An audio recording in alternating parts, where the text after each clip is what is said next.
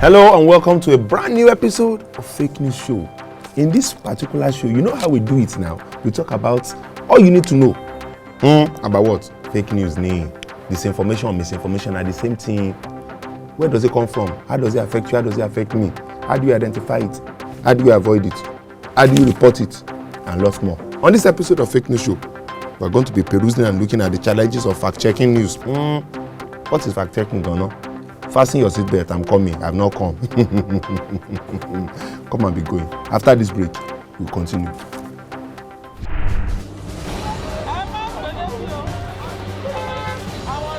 Fake news.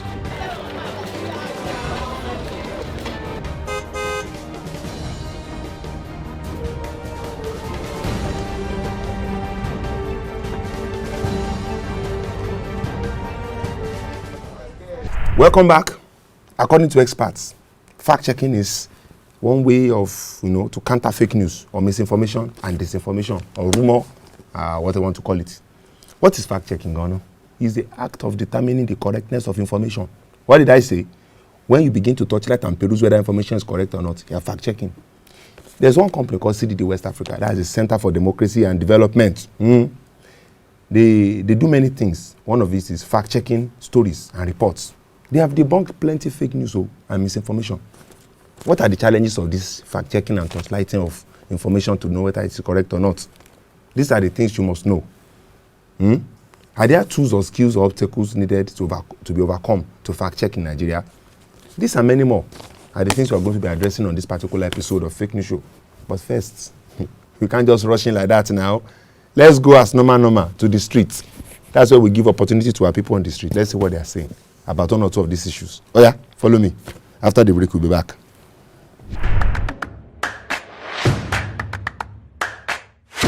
Women lie more than a man. It is natural. All the women, they lie so much. They lie about everything. They will tell their husband they are going to somewhere to branch another place. Man, they lie.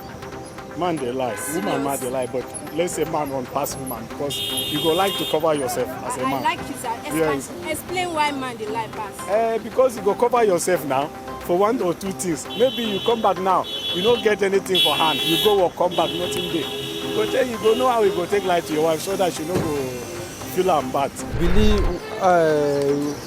women they lie pass men. Most times, okay, just look at our nature.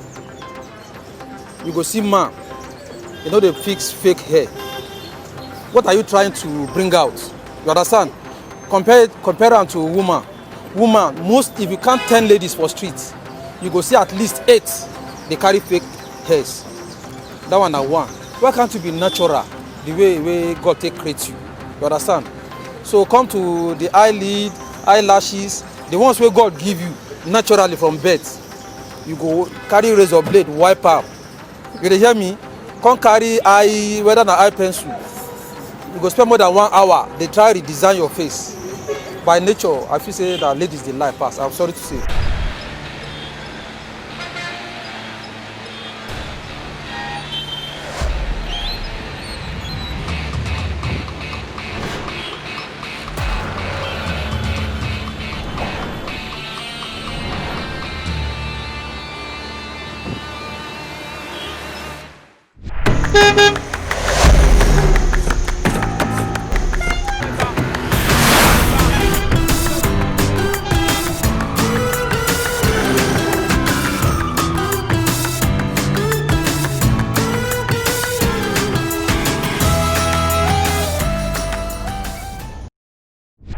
It's Fake News Show. If you are just joining us, you are welcome. On this episode, we are looking at the challenges of fact-checking information. You say, which one is fact-checking again? Maybe I told you before. That's anything you do to try and determine particular news item or information, if it is correct or not. That's what you do. You know those days when your parent or your supervisor used to fact-check if you're in class or not, or they used to fact-check if you are sleeping or you are dozing or not. Now we're going to talk to a CDD senior staff, Austin Aigbe, from CDD West Africa.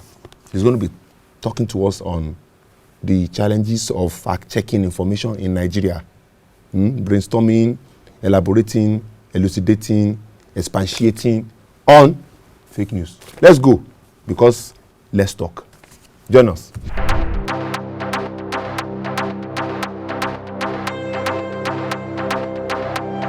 All right, if you're just joining us, this is Fake News Show, and it's time for Let's Talk. You know, on this show, we always bring fantastic people to talk to us about important issues. Right here on this show. We have come again, in this segment of Let's Talk. Guess who is in the studio with me today? A fantastic individual who is a public administrator, was trained in these things, and is a communicator, a communication expert as far as me I'm concerned, though. His name is Austin Aigbe from CDD West Africa. Thank you for joining us, sir. Thanks for having me. So, we're going to be talking about fake news, countering disinformation, misinformation in Nigeria. And we're going to be talking about what CDD West Africa that you represent, what you guys do with respect to fake news. But before we go deep into that, what is fake news? Well, I think the concept of fake news came from a compound word, fake news. What is a news? A news is information. So when you pull out fake, it therefore means that there's a connotation for real news and then fake news. So when you say fake news, some people, it depend on who is interpreting the news, whether call it fake or real, because what you don't believe, you tend to say is fake. However, we try to run away from that word fake news. So to the motive, the intention, what we call in this sector is disinformation. So you create a message with a purpose to disinform people. So you create a certain message and you target the specific people to send them to. For example, if you create a message that is targeted at Muslim, you won't send that message to Muslim. They won't buy it. So you send that message to Christians. So Christians will see it and get excited, and they begin to spread it. So you create a message, for example, you're from the South, and you create a message that XYZ has invaded South. The likelihood that the South people are going to buy that kind of news is high. So for me, as an expert, I will be looking at the disinformation component of it. What is the idea behind that message, behind the news being created? What is disinformation and misinformation? How do you separate these two? Disinformation is when I, as an individual, I sit at the comfort of my home, create a very beautiful message or news, and pull it out and target specific audience and push it to them. So when it gets to those audience, when they buys it, again, it's talking about the person's biases. Okay. So what you already believe in, there are certain belief as a Christian or as a Muslim. So if those messages resonate with what you believe, you accept it. Once you believe it, you share it with your colleagues and friends. So when you are sharing those messages, you are not the one who created it. You are not too sure if the message is real or fake. But you believe it. So automatically you say this message is real.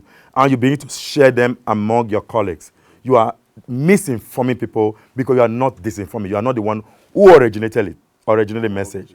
So it's a very tiny line because people who misinform tend to believe the message.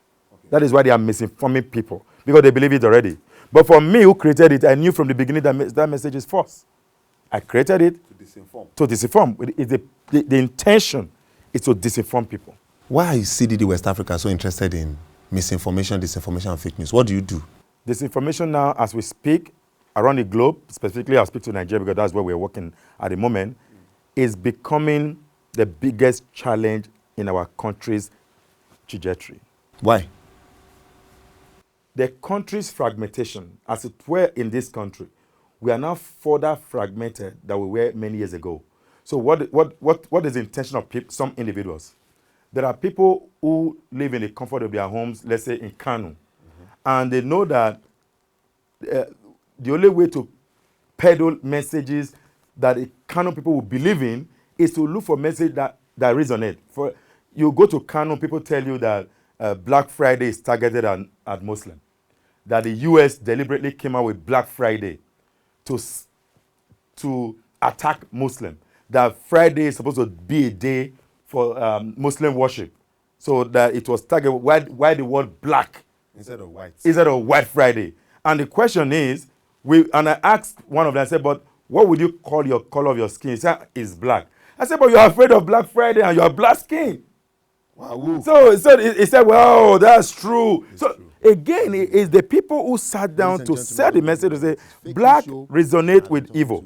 Austin. So it therefore means that when you say black resonate with evil, you having black skin, you are evil. Very good, sir. I wish I can ask you if those people have work or not. But, again, we also want to talk about how you tackle or counter disinformation. After this break, we'll take a break because everything you have said now, we need to allow it to sink in, reason the thing. Ladies and gentlemen, don't go anywhere yet. It's Fake News Show, and I've been talking to Austin, Aigbe. We'll take a short break, and when we come back, we'll continue this yarn very strong. Let's go.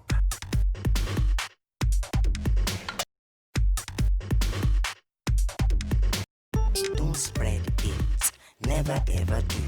Spreading fake news is a bad something. Don't spread it, never ever do. Spreading fake news is a bad something. Whether you be worker, whether you be student, farmer or lawyer, stop carrying the rumor, spreading the gist, confirm if it's true. Whether you be governor, whether you be senator or minister or president, stop turning the figure, hiding the fact or lying to the citizens too. Don't spread it, never ever do. Spreading fake news is a bad something. Don't spread it, never ever do. Spreading fake news is a bad something.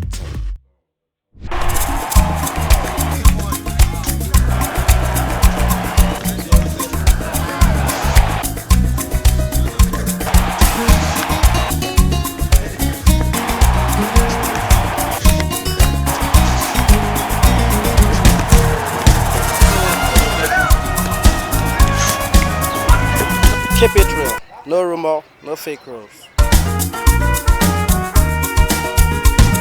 Welcome back, ladies and gentlemen. It's still Fake News Show, and I've been talking to Austin Aigbe from CDD, West Africa. We're talking about misinformation and disinformation.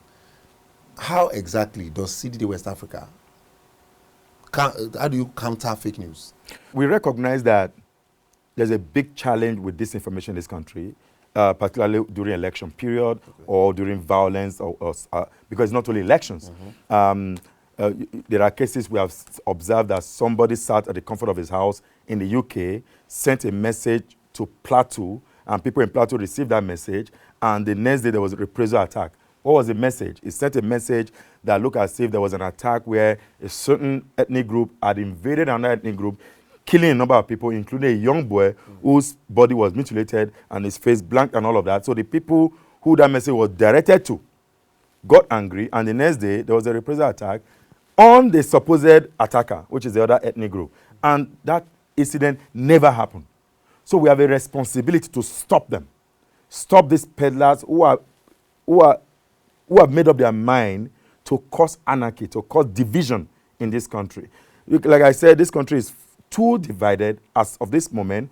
Anywhere you see maybe there's kidnapping or something, there's usually an ethnic group that is correlated, that is associated with it. And they just mentioned XYZ ethnic group has done this again. So what that means is that you are creating an ethnic division.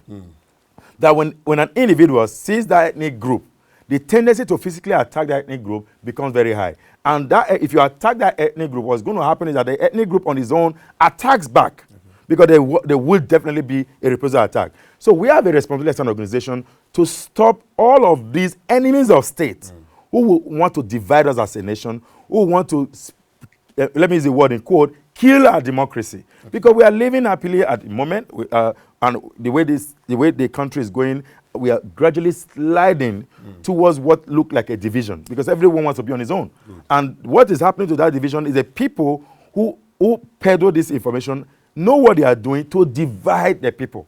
So, all right, I want to do, when the attack in the southwest is happening, they point to another ethnic group from the north as response for that attack. So the southwest will want to come up with their own security architecture in order to defend their own people. So then you go to the north, they want to come up with their own architecture. Before you know what's happening, we are divided. We are no longer federating as a nation. So the intention, what we do is to spot. We spot fake news in real time, quickly do what we call fact checking. We use a number of tools, TI, Google reverse imaging, and all of that. So when we see pictures, like the one I told you of the plateau, when we see pictures that somebody said, this just happened yesterday, we roll it on with the use of technology.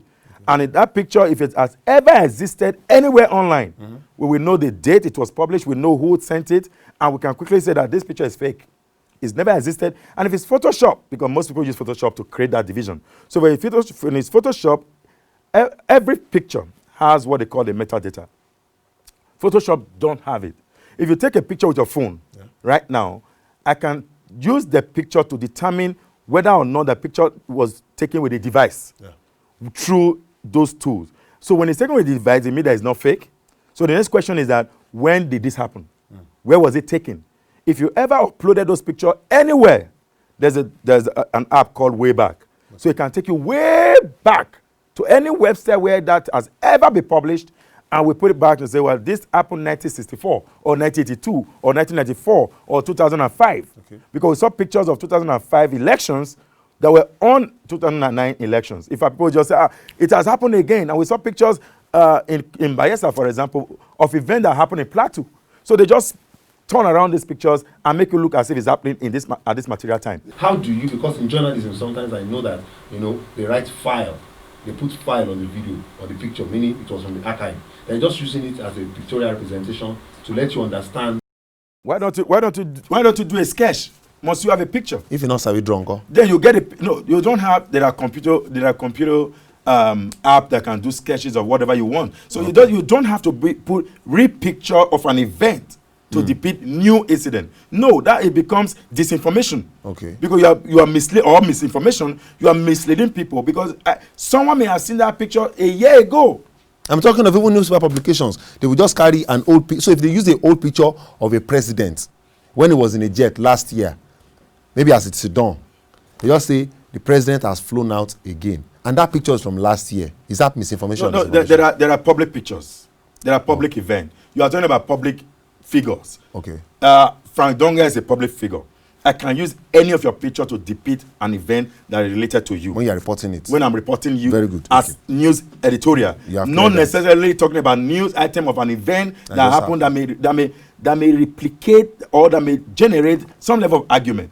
For example, if you can't take picture to say because there was a disinformation peddled before the 2019 election of the death of the president, and you bring it back to say the president is flying abroad, and using that same death picture to depict it. So I will value your organization. Thank you for clearing that. But real quick, I want to make you clear something. So something they worry my mind, though. What can it be? Well, if it is true that your effort, your activities are usually online, you counter social fake news online, then how is it that the fake news that people are peddling online gets to people in the villages, in the bushes, when they are herdsmen and farmer clashes? Herdsmen and farmers are not necessarily on Twitter and Instagram and Facebook and WhatsApp. So how is it that they are the ones that are fighting when social media people are the ones spreading the news? Is it that somebody carries the news to go and show them in their village, in their bush? How does it, the transmission of fake news from social media to real life? So you see, there's an architecture of fake news peddling. Those in the social media form a nexus of a particular cabal. That means the word. It translates down to those we call the soldiers of mount. They take fake news on the foot and they move from one location to another. They take that same fake news to radio houses. Okay. In fact, to newspapers. When a national newspaper recently peddled a false information about Bishop Oyedepo, they saw it from a social media handler.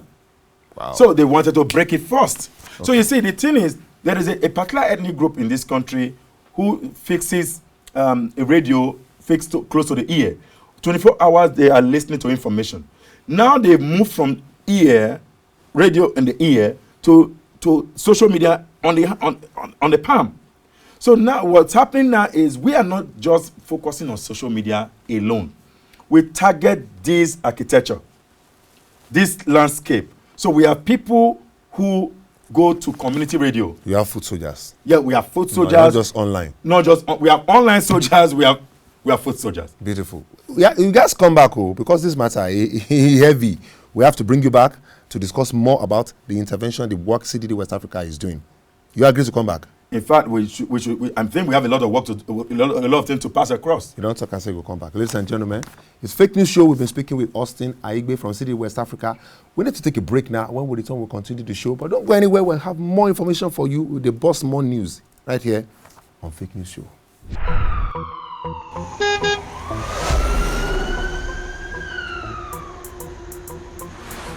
I mean, actually, not believe fake news.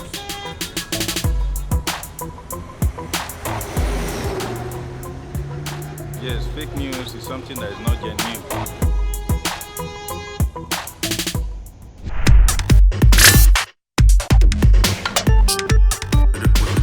Anything we say they don't take eye see. Then they open their mouth they talk.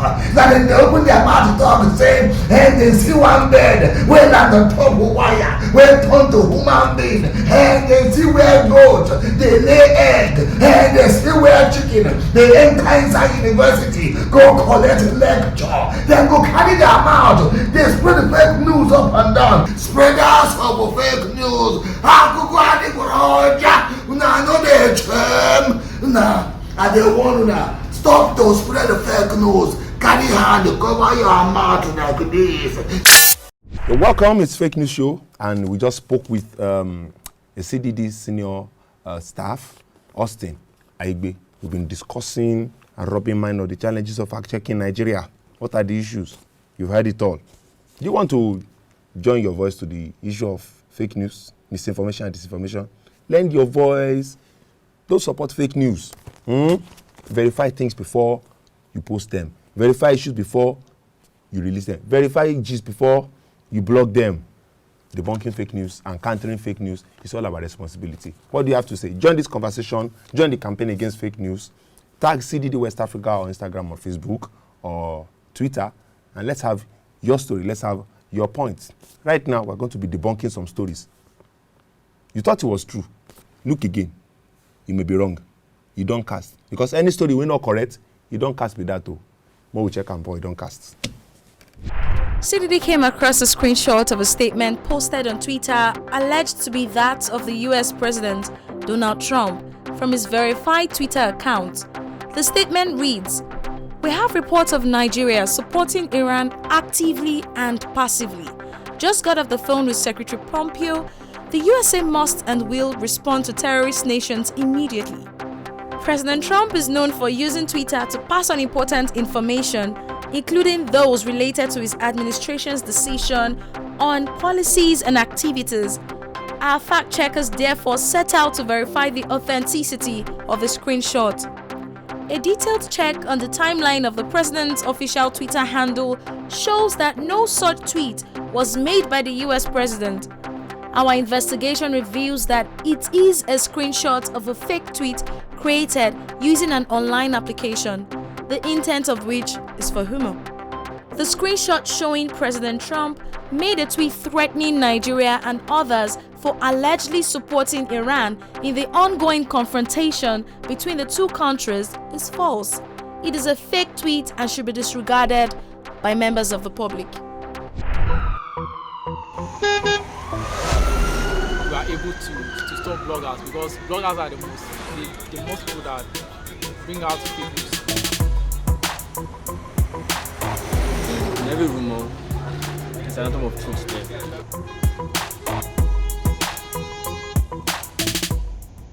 Yes, join the conversation about ending fake news around you. Do you have a personal experience you want to share with us? Would you like to share your story with us? You want to lend your voice to the campaign against fake news? Tag CDD West Africa on Twitter, Instagram, and Facebook. Share your thoughts on social media using the hashtag #StopFakeNews or hashtag Fake News Show. You can even send us a message or tag me, not to spoil. All right, thank you for watching this episode of Fake News Show on behalf of the entire crew. I thank you, appreciate you. Keep spreading the good message. Verify information before you spread them. This show is an initiative for CDD West Africa with the support of USAID and NDI. You don't hear them before, you don't hear them again. Keep it up, keep it real. Don't support fake news. Spread it. Truth and genuine information. Next time on Fake News Show, we'll bring you another solid episode like this. Better information. Catch you next time.